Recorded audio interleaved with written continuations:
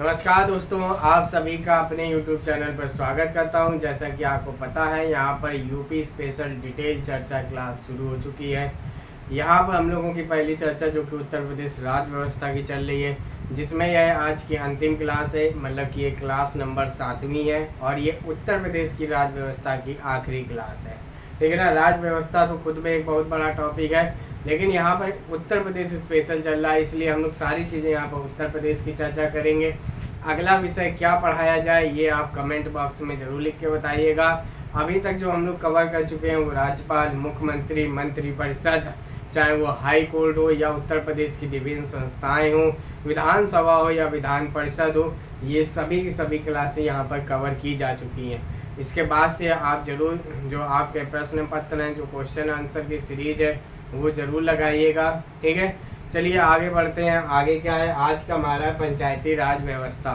ठीक है, इसको हम लोग शुरुआत करने जा रहे हैं। उससे पहले चैनल पे आप नए हैं, पक्का नए होंगे, तो चैनल को आप सब्सक्राइब कर लीजिएगा और दोस्तों के साथ जरूर शेयर कीजिएगा जो कि उत्तर प्रदेश स्पेशल की तैयारी कर रहे हो। ठीक है ना। बाकी किसी को नहीं करना है। जो आपके साथ जैसे जूनियर असिस्टेंट की तैयारी कर रहा हो, वीपीओ की तैयारी कर रहा हो या किसी अन्य एग्जाम जो कि उत्तर प्रदेश से संबंधित हो, उस विषय की तैयारी कर रहा हो, तो आप उसको जरूर शेयर करके क्लास को सजेस्ट कर सकते हैं। चलिए शुरुआत करते हैं पंचायती राज संस्था के बारे में। ये आज अंतिम क्लास है उत्तर प्रदेश से संबंधित।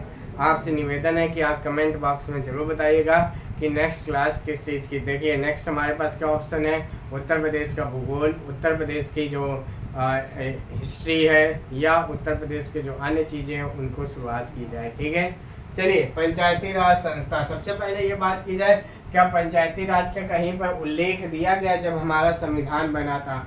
तो बिल्कुल ये गांधी जी के, आप जानते हैं गांधी जी ने सबसे पहले यही कहा था कि ग्रामों को सबसे मजबूत करना ही हमारा लक्ष्य होना चाहिए। उसी के उसमें अनुच्छेद 40 जोड़ा गया। अनुच्छेद 40 यानी कि राज्य के नीति निर्देशक तत्व में अनुच्छेद 40 जोड़ा गया। बहुत बार नॉर्मल क्वेश्चन पूछ लिया जाता है कि अनुच्छेद 40 किससे संबंधित है, तो आपको बताना है पंचायती राज यानी कि ग्राम से संबंधित अनुच्छेद है अनुच्छेद 40। इसके बाद हम लोग चलिए चलते हैं, बढ़ते हैं आगे। इसमें लिखा है स्वतंत्रता के बाद उत्तर प्रदेश पंचायतों के लिए। स्वतंत्रता के बाद देखिए जितनी लाइनें लिखी हैं बहुत गजब की लिखी हैं, बहुत इंपॉर्टेंट लाइनें लिखी हैं, आपको बस ध्यान से समझना है और सुनना है। स्वतंत्रता के बाद उत्तर प्रदेश में पंचायतों के लिए उत्तर प्रदेश पंचायती अधिनियम 1947 पारित किया गया। जब देश स्वतंत्र हुआ उसके बाद पंचायतों को मजबूत बनाने के लिए, सशक्त बनाने के लिए उत्तर प्रदेश पंचायती अधिनियम 1947 पारित किया गया। और क्या 15 अगस्त 1947 से पंचायतों की स्थापना शुरू हो गई। कहाँ पर? उत्तर प्रदेश में। अब देखिए वही बात है कि पॉलिटी यानी कि राज्य व्यवस्था अलग टॉपिक है, उत्तर प्रदेश के परिप्रेक्ष्य में यह अलग टॉपिक होता है। तो हम लोग सिर्फ और सिर्फ उत्तर प्रदेश का ही पढ़ रहे हैं, वरना ये पढ़ाने में देखिए बहुत बड़ी क्लास है। पंचायती राज संस्था को कम से कम 4-5 क्लासें लग जाएंगी तब जाकर ये खत्म होगा। लेकिन हम लोग सिर्फ उत्तर प्रदेश के परिप्रेक्ष्य में, वो भी जूनियर असिस्टेंट और वीपीओ से संबंधित जो क्लासें हैं, जो पेपर हैं, उनको लेकर हम लोग पढ़ रहे हैं। सबसे पहले आप ध्यान रखिएगा कब पारित हुआ उत्तर प्रदेश पंचायती अधिनियम 1947 में पारित हुआ। एक ध्यान रखिएगा, बहुत क्वेश्चन पूछा जाता है। 1955 में इसी में पंचायत अदालतों का गठन किया गया था। इसका नाम बदल के न्याय पंचायत कर दिया गया। कब? 1955 में। अब देखिए कुछ समितियां बनी, उन समितियों को जरूर आप याद रखिएगा। कौन कौन सी? सबसे पहले बलवंत राय समिति, BRM बलवंत राय समिति। तो ये त्रिस्तरीय समिति हो गई। इसका गठन कब किया गया? 1957 में किया गया। इसके बाद आता है अशोक मेहता समिति। अशोक मेहता समिति कब गठित की गई? तो ध्यान रखिएगा 1977 में गठित की गई। ये अशोक मेहता AM यानी कि 2 स्तरीय समिति थी। इसके बाद GVK राव समिति, ये कब गठित की गई? ये की गई 1985 में। ठीक है, इसके बाद आता है LM सिंधवी, ये 1986 में। ठीक है, तो बलवंत राय मेहता हो गई 1957 में, अशोक मेहता हो गए 1977 में, GVK राव समिति हो गई 1985 में, और LM सिंधवी समिति हो गई 1986 में। जरूर आप याद रखिएगा, कई बार क्रम पूछ लिया जाता है। इसके अलावा थोड़ी सी जो छोटी छोटी समितियां थी उनको याद रखिएगा, जैसे संथानम समिति 1962 की थी, सादिक अली समिति, ये इंपॉर्टेंट नहीं है, ये राजस्थान सरकार के द्वारा गठित की गई थी। ये कब गठित की गई थी? 1964 में गठित की गई थी सादिक अली समिति। अब देखिए सबसे पहले देखिए ये समितियां याद कर ली। अब देखिए जैसे आप बोला जाता है कि पंचायती राज संस्था का वास्तुकार कौन है, कई बार क्वेश्चन अच्छा है कि पंचायती राज संस्था का वास्तुकार कौन है, तो आपको उसका आंसर बताना है क्या? बलवंत राय मेहता। अब जब बलवंत राय मेहता ने सिफारिश की क्या कि यह त्रिस्तरीय होनी चाहिए, उसी के आधार पर कब 1961-62 इन्होंने सिफारिश दी 1957 में, 1961-62 में राज्य सरकार द्वारा उत्तर प्रदेश क्षेत्र समिति एवं जिला परिषद अधिनियम 1961 पारित किया गया।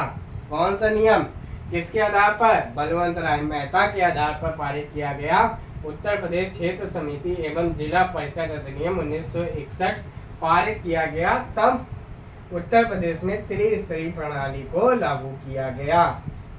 समझ गए होंगे क्या? सबसे पहले क्रम बताया कि बलवंत राय मेहता है, मेहता ने जब बताया कि त्रिस्तरीय होनी चाहिए, उसके बाद उत्तर प्रदेश सरकार ने उत्तर प्रदेश क्षेत्र समिति एवं जिला परिषद अधिनियम 1961 पारित करके त्रिस्तरीय प्रणाली को लागू किया। त्रिस्तरीय प्रणाली मतलब होता है सबसे निचले स्तर पर ग्राम, फिर वो क्षेत्र, फिर वो जिला, निचला स्तर, मध्यम स्तर और उच्च स्तर। इस चीज को जरूर ध्यान रखिएगा। इसके बाद तब तक केंद्र सरकार ने भी कुछ कदम उठा लिए थे कि 1992 में केंद्र सरकार द्वारा पंचायतों में एक रूपता, आर्थिक सुदृढ़ता तथा संवैधानिक दर्जा देने के उद्देश्य से 73वां संविधान संशोधन किया गया। कब कौन सा किया गया? तो 73वां संविधान संशोधन किया गया। कब किया गया? तो आप ध्यान रखिएगा 1992 में किया गया। ठीक है, 1992 में तत्कालिक पीएम कौन थे? तो ध्यान रखिएगा तत्कालिक प्रधानमंत्री डॉक्टर नरसिम्हा राव थे। राष्ट्रपति महोदय कौन थे? तो डॉक्टर शंकर दयाल राष्ट्रपति थे। ये लागू कब हुआ? तो ध्यान रखिएगा 24 अप्रैल 1993 को लागू हुआ। तो आप इस चीज को जरूर ध्यान रखिएगा। इसी दिन क्या मनाया जाता है? तो ध्यान रखिएगा इसी दिन राष्ट्रीय पंचायती राज दिवस मनाया जाता है। क्या मनाया जाता है? राष्ट्रीय पंचायती राज दिवस मनाया जाता है। ठीक है, तो सबसे पहले आप ध्यान रखिएगा इसमें क्या क्या ऐड किया गया। तो ध्यान रखिएगा 11वीं अनुसूची ऐड की गई, भाग क्या ऐड किया गया? 9वां ऐड किया गया। कितने विषय ऐड किए गए? 29 विषय ऐड किए गए। 29 में से 16 विषयों को उत्तर प्रदेश सरकार को दिया गया, यानी राज्यों को दिया गया कि अपने अनुसार उस पर आप कानून बना सकते हैं। सबसे पहले देखिए मैंने क्या क्या बताया। सबसे पहले मैंने बताया कि 73वां संविधान संशोधन हुआ। प्रधानमंत्री कौन थे? नरसिम्हा राव थे। ठीक है, राष्ट्रपति कौन थे? शंकर दयाल थे। वही लागू कब हुआ? 24 अप्रैल को लागू हुआ। इसी दिन पंचायती राज दिवस मनाया जाता है। इसमें भाग 9 था, 11वीं अनुसूची थी, 29 विषय थे और 29 विषय में 16 विषय राज्य सरकार को यानी उत्तर प्रदेश को दिए गए इस विषय में कानून बनाने के उसमें। तो आप ध्यान रखिएगा, इतनी चीज आप जरूर ध्यान रखिएगा। इसके बाद देखिए ये जब संवैधानिक दर्जा प्राप्त किया है, संवैधानिक दर्जा जब प्राप्त किया है तो आप ध्यान रखिएगा LM सिंघवी के अनुशंसा पर किया है। किसकी? LM सिंघवी के अनुशंसा पर किया गया है। तो आप इस चीज को जरूर ध्यान रखिएगा। इसमें जो अनुच्छेद है वो कहाँ से कहाँ जोड़े गए तो आप जरूर बताइएगा। अनुच्छेद है जो इसमें जोड़े गए 243A से, कहाँ से? 243A से कहाँ तक? 243O तक जोड़े गए। ठीक है ना, 243A से 243O तक जोड़े गए। ठीक है, अब देखिए शुरुआत करते हैं क्या। कितनी कितनी चीजें हो गई? नरसिम्हा राव का नाम याद रखना है, शंकर दयाल का याद रखना है, 24 अप्रैल 1993 याद रखना है, राष्ट्रीय पंचायती राज दिवस याद रखना है, भाग 9 याद रखना है, 11वीं अनुसूची याद रखना है, 29 विषय याद रखना है, कुल राज्य को दिए गए 16 विषय याद रखना है, 243A से 243O के बीच में जोड़े गए। अब ये चीजें किसने की? ये चीजें केंद्र सरकार के द्वारा की गई। आप ध्यान रखिएगा किसके द्वारा की गई? केंद्र सरकार के द्वारा की गई। अब जब लागू हो गया केंद्र सरकार का तो उत्तर प्रदेश सरकार ने भी अपने विषय में संशोधन किया। क्या किया? 73वें संविधान संशोधन के बाद उत्तर प्रदेश पंचायत विधि विधेयक 1994 पारित हुआ। ध्यान रखिएगा, कौन सा पारित हुआ? उत्तर प्रदेश पंचायत विधि विधेयक 1994 पारित हुआ, जिसको 22 अप्रैल 1994 में लागू हुआ। दो डेटें आप याद रखिएगा, एक तो 24 अप्रैल 1993, एक 22 अप्रैल 1994। 24 अप्रैल 1993 क्या केंद्र सरकार द्वारा लागू किया गया है, और 22 अप्रैल 1994 उत्तर प्रदेश सरकार के द्वारा लॉन्च किया गया, लागू किया गया। क्या? जब ये 73वां संविधान संशोधन लागू हो गया। बड़ा ध्यान समझिएगा, नहीं तो कंफ्यूजन आ जाएगा। इसमें क्या हो जाए, उत्तर प्रदेश पंचायत विधि विधेयक 1994 पारित हुआ। समझ गए? बिल्कुल खत्म। ठीक है, आप ध्यान करते हैं कि प्रदेश में कौन से स्तरीय की व्यवस्था लागू, तो ध्यान रखिएगा प्रदेश में त्रिस्तरीय व्यवस्था लागू है। पहले बताया था निचला स्तर ग्राम, मध्यम स्तर क्षेत्र, ऊपर का स्तर जिला। तो वही लिखा है कि सबसे ऊपर का स्तर जिला, इसको हम लोग कहते हैं उच्चतम स्तर। ठीक है, इसको हम लोग कहते हैं मध्यम स्तर, इसको हम लोग कहते हैं निम्न स्तर। यानी कि ग्राम पंचायत, उससे बड़ा अगर हम लोग ट्रायंगल के आधार पर समझें तो सबसे नीचे आएगा ग्राम पंचायत, फिर मध्यम क्षेत्र पंचायत, और फिर आएगा जिला पंचायत। अब बात करते हैं एक चलेंगे। ठीक है ना, जिला पंचायत की बात करते हैं। सबसे पहले जिला पंचायत, हर एक जगह एक सरकारी आदमी होता है। उस सरकारी आदमी का सबसे पहले नाम समझते हैं, मतलब कि सरकारी आदमी मतलब सरकारी अधिकारी होता है। जिला पंचायत के लेवल का सरकारी अधिकारी होता है मुख्य विकास अधिकारी, जिसको हम लोग इंग्लिश में कहते हैं CDO, यानी कि चीफ डेवलपमेंट ऑफिसर, या इसी को हम लोग कहते हैं क्या, DPRO, यानी कि होता है डिस्ट्रिक्ट पंचायती राज अधिकारी, जिला पंचायती राज अधिकारी। ठीक है, इनका जो अध्यक्ष, अब देखिए ये चीज ग्रामीण में जो निवास कर रहे होंगे काफी अच्छे से समझ जाएंगे। इनके अध्यक्ष का चुनाव, यानी जिला पंचायत अध्यक्ष का चुनाव प्रत्यक्ष रूप से नहीं होता है। मैं यानी कि प्रत्यक्ष रूप क्या होता है, यानी कि हम लोग वोट नहीं देते हैं। पहले हम लोग किसको देते हैं, जिला पंचायत के सदस्यों को। हम लोग जब वोट देते हैं तो जिला पंचायत के सदस्यों को वोट देते हैं। जब वो सदस्य जीत जाते हैं, उन्हीं सदस्यों के बीच में से जिला पंचायत के अध्यक्ष का चुनाव होता है। तो यानी कि वह चुनाव अप्रत्यक्ष विधि से हुआ। ठीक है, क्या हुआ, अध्यक्ष का चुनाव सदस्यों के द्वारा अप्रत्यक्ष विधि से होता है। ये चुनाव ऐसा होता है जैसा राष्ट्रपति के द्वारा होता है, यानी वरीयता क्रम के आधार पर होता है। ठीक है, अब आते हैं क्षेत्र पंचायत। क्षेत्र पंचायत का सरकारी अधिकारी क्या होता है, खंड विकास अधिकारी होता है, यानी कि ब्लॉक डेवलपमेंट ऑफिसर। ब्लॉक प्रमुख, इसके प्रमुख को कहते हैं कौन, जो चुनाव वाले आदमी होता है, इसके हेड को क्या कहते हैं, ब्लॉक प्रमुख। इसका चुनाव क्या होता है, इसका चुनाव होता है BDC के द्वारा, यानी कि ब्लॉक डेवलपमेंट काउंसिल, BDC के सदस्य चुने जाते हैं। कब, जब प्रधानी का चुनाव होता होगा तो आपने देखा होगा कि BDC के सदस्यों का भी चुनाव होता है। ग्राम सभा के द्वारा BDC के सदस्य भी चुने जाते हैं, उन्हीं के द्वारा ब्लॉक प्रमुख का चुनाव होता है। ठीक है, समझिए, पहले जिला पंचायत सदस्य, इनका हेड बना जिला पंचायत अध्यक्ष। अब आते हैं क्षेत्र पंचायत, इसमें कौन से सदस्य, BDC, इनका जो हेड हुआ वो कौन हुआ, ब्लॉक प्रमुख हुआ। ठीक है, ये ध्यान रखिएगा, जो BDC होते हैं ये ग्राम सभा द्वारा चुने जाते हैं। यानी ग्राम सभा मतलब होता है जो गांव के लोग वोट डालने जाते हैं, जो वोट डालने वाले लोग होते हैं उनको ग्राम सभा कहा जाता है, और उनके द्वारा ही चुने जाते हैं। अब आता है क्या, ग्राम पंचायत, यानी कि गांव आता है। गांव में जो एक सरकारी आदमी होता है जिसको हम लोग कहते हैं ग्राम सचिव, सचिव जी आए हैं, उसको या ग्राम विकास अधिकारी होता है, या वो ग्राम पंचायत अधिकारी होता है, दोनों अधिकारी एक ही होते हैं। इनका जो अध्यक्ष होता है वो कौन होता है, प्रधान होता है, प्रधान जी। ठीक है, लेकिन इनका जो चुनाव होता है वो प्रत्यक्ष विधि द्वारा होता है, प्रत्यक्ष विधि द्वारा होता है, यानी कि हम लोग वोट देते हैं।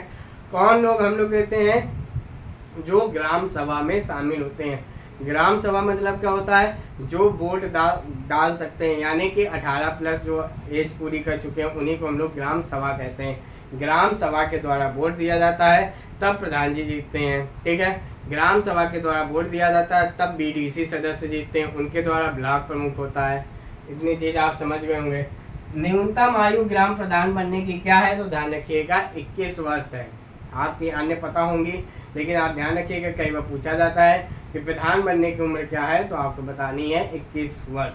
ठीक है, तो ये चीज़ें आपको समझ आ गई होंगी। जिला पंचायत, क्षेत्र पंचायत, ग्राम पंचायत एग्जाम में इससे बाहर क्वेश्चन नहीं बनेगा। ठीक है, इतनी उम्मीद करते हैं आ गया होगा। अब थोड़ा सा एक पॉइंट रह गया है, तो ध्यान से समझिएगा। ग्राम पंचायतों की प्रथम बैठक उसके गठन के 30 दिन के भीतर होनी अनिवार्य है। यानी ग्राम पंचायतों प्रधान जी चुन लिए गए, प्रधान जी चुनने के बाद वो पहली बैठक कब करेंगे, 30 दिन के भीतर, यानी 1 माह के भीतर उनको पहली बैठक करनी ही पड़ेगी। इस चीज़ को आप जरूर ध्यान रखिएगा। इसके बाद प्रत्येक मास में 1 बैठक होनी ही चाहिए, यानी इसके जब बाद होगा तो हर महीने 1 बैठक होनी ही चाहिए। और बहुत ज़्यादा हो जाए तो 2 बैठकों के बीच 2 महीने से ज़्यादा का अंतर नहीं होना चाहिए। सबसे पहले प्रधान जी बने, प्रधान जी बनने के बाद 1 महीने में 1 बैठक तो आयोजित करूं, फिर हर महीने 1-1 बैठक आयोजित करो। अगर किसी कारण से वो बैठक नहीं बन पा रही है तो 2 महीने में आपको 1 बैठक करनी ही पड़ेगी। ठीक है, इस चीज़ को आप जरूर ध्यान रखिएगा। ठीक है, अब देखिए कुछ अनुच्छेदों के बारे में बात कर लेते हैं जो मोस्ट इम्पोर्टेंट है। कौन कौन से हैं, 243 आई, 243 जे और 243 के। आई जे के, ठीक है ना। आई का मतलब क्या होता है, तो ध्यान रखना, आई मतलब इनकम, यानी कि राज्य वित्त आयोग। ये प्रीवियस क्लास में पढ़ा चुके हैं। ठीक है ना। जे का मतलब कैग, यानी कि देख रेख रखेगा कि भैया पैसा आया, सही जगह आया कि नहीं आया, तो controller auditor general of India. के मतलब राज्य निर्वाचन आयोग के चुनाव करवाओगे, कि राज्य निर्वाचन आयोग, ये क्या है प्रीवियस क्लास में पढ़ा चुके हैं। तो 3 अनुच्छेद बेहद इंपॉर्टेंट है, आई जे के। आई मतलब इनकम, राज्य वित्त आयोग, जे मतलब कैग और के मतलब निर्वाचन आयोग के चुनाव। ठीक है, आप इस चीज को जरूर ध्यान रखिएगा। तो ये हमारा जो पंचायती राज व्यवस्था है, जो कि आपके छोटे एग्जाम के लिए बेहद इंपॉर्टेंट है, वो आपका खत्म होता है। अब देखिए पंचायत के साथ ही साथ हम लोग नगरीय स्वशासन पढ़ेंगे, यानी एक सुधार तो ग्रामीण क्षेत्रों में हुआ, तो प्लस एक सुधार नगर को सुधारने के लिए भी हुआ। नगरीय स्वशासन में उस हिसाब से क्वेश्चन नहीं बनते हैं, लेकिन फिर भी बहुत इंपॉर्टेंट जो पॉइंट है उसको लिखते हैं क्या, वित्तीय समस्याओं के चलते 1993 में केंद्र सरकार द्वारा संविधान द्वारा 74वां संविधान संशोधन 1993 किया गया। ठीक है ना, 1993, 92-93 किया गया। इसमें भाग 9 का का जोड़ा गया, 12वीं अनुसूची जोड़ी गई और 243 देखिए ओ तक ये था, ओ तक ये मिल गया था। 243 पी से लेकर 243 जेड जी तक जोड़े गए। ठीक है ना, क्या क्या, भाग 9 का जोड़ा गया, 12वीं अनुसूची जोड़ी गई और 243 पी से लेकर जेड जी जोड़ा गया। अब देखिए, अब ये तो केंद्र सरकार ने किया हर जगह। इधर भी देखिए हम लोगों ने पढ़ा था कि 73वां जब हो गया था तो उत्तर प्रदेश पंचायत विधि विधेयक 1994 में पारित किया गया। उसके बाद एग्जैक्टली यहाँ पे भी हुआ, 74वें संविधान संशोधन के बाद उत्तर प्रदेश सरकार द्वारा उत्तर प्रदेश स्थानीय स्वशासन कानून अधिनियम 1994 एक नया कानून बनाया गया। नगरीय के लिए क्या बनाया गया, उत्तर प्रदेश स्थानीय स्वशासन कानून अधिनियम 1994। आराम से समझिएगा, गजब के समझ आ जाएगा तो कोई मतलब इसमें कोई फिर तुमको वो नहीं होगा। ठीक है, नया कानून बनाया गया। अब ध्यान रखो, नगरों के प्रकार की घोषणा कौन करता है कि कौन सा नगर निगम है, क्या है। देखिए इसमें क्या 3 प्रकार के बताए गए, एक तो नगर निगम बताया गया, एक नगर पालिका परिषद बताई गई, एक नगर पंचायत बताया गया। तो इस टाइप के नगरों की घोषणा किसके द्वारा की जाती है, तो राज्यपाल के द्वारा की जाती है। ठीक है, आपको पता है वर्तमान में 17 नगर निगम है, आपको पता ही है सब चीज़ें। ठीक है, अब देखिए क्या होता है, कब कैसे घोषणा की जाती है, तो ध्यान रखिएगा 10 लाख से ज़्यादा हो तो वहाँ नगर निगम बनाए जाते हैं। जब वहाँ पे पार्षदों की संख्या होती है तो ध्यान रखिएगा 60 से 110 सदस्य होते हैं। अब 1 से 10 के बीच में अगर जनसंख्या है तो नगर पालिका परिषद होती है, वहाँ ध्यान रखिएगा 25 से 55 सदस्य होते हैं। 15,000 से 1 लाख के बीच में हो तो नगर पंचायत गठित की जाती है, जहाँ पर 10 से 24 सदस्य होते हैं। सदस्य मतलब कि सभासद, पार्षद, जो भी आपके इधर का आ जाता हो। तो ध्यान रखिएगा 10 लाख से ज़्यादा नगर निगम, जिसमें पार्षदों की संख्या 60 से 110, 1 से 10 लाख के बीच में तो नगर पालिका परिषद, पार्षदों की संख्या यानी सभासदों की संख्या 25 से 55, 15,000 से 1 लाख के बीच में तो नगर पंचायत, जिसमें कि सभासदों की संख्या 10 से 24 होती है। अब जो नगर निगम का हेड बनता है उसको कहते हैं मेयर। क्या कहते हैं? मेयर। इसका कार्यकाल कितना होता है? 5 वर्ष होता है। पद ग्रहण करने की तिथि यानी कि जब यह पद पर बैठा है, जीत कर बैठा है, तो उसके अंदर 2 वर्ष तक उसके विरुद्ध अविश्वास प्रस्ताव नहीं लाया जा सकता है। यानी कि उसको हटाने से संबंधित जो अविश्वास प्रस्ताव होता है वह उसके पद ग्रहण करने, जैसे आज बैठे हैं तो आज से 2 साल बाद भैया कुछ नहीं कर सकते हो, अविश्वास प्रस्ताव मेरे विरुद्ध नहीं ला सकते हो। नगर निगम का कार्यकाल कितना होता है? 5 वर्ष होता है। फिर भी अगर इससे पूर्व राज्य सरकार द्वारा इसका क्या किया जा सकता है? विघटन किया जा सकता है।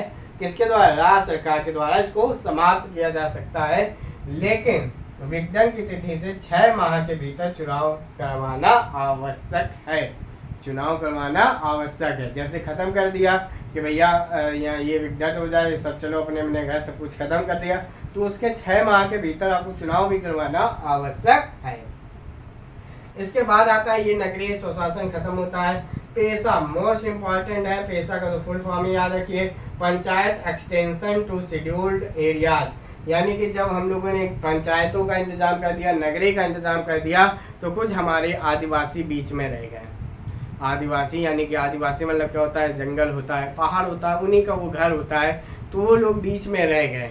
उनके लिए क्या करें? पंचायत भी नहीं ला सकते, उनके लिए क्या करें? नगरी भी नहीं ला सकते।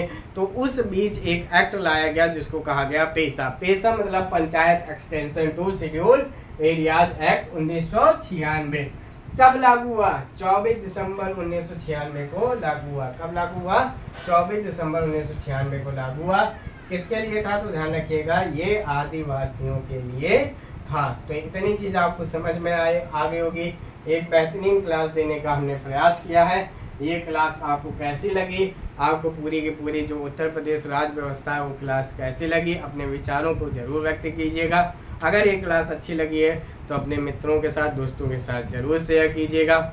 इसके अलावा आप हमारे व्हाट्सएप ग्रुप में, टेलीग्राम ग्रुप में भी जुड़ सकते हैं। व्हाट्सएप ग्रुप के लिए डिस्क्रिप्शन में मोबाइल नंबर दिया गया है, आप उसमें मैसेज करके आप ग्रुप में जुड़ सकते हैं। इसके अलावा कोई सुझाव हो तो कमेंट माध्यम से बता सकते हैं। धन्यवाद।